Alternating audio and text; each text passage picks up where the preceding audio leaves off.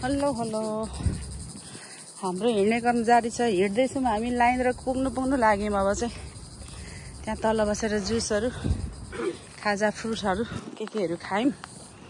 झन्डै 25 मिनट आधी घन्टा जस्तो बस्यो होइन। त्यस पछाडि चाहिँ उकालो निस्किँदैछौँ। रुखहरूले गर्दाखेरि चाहिँ अलिक शीतल रहेछ। घरिघरि रुख नभएको ठाउँतिर चाहिँ एकदम घामले भेट्ने डाइरेक्ट अनि गर्मी हुने क्या। थिनमा भन्ने रोडबाट हामी उकालो लागेको है। त्यहाँदेखि लाइन रकसम्म पुग्नुको लागि सरासरी हिँड्ने सुइसुई हिँड्नेलाई त कति 1 घन्टामा पुग्ने रहेछ भनौँ न।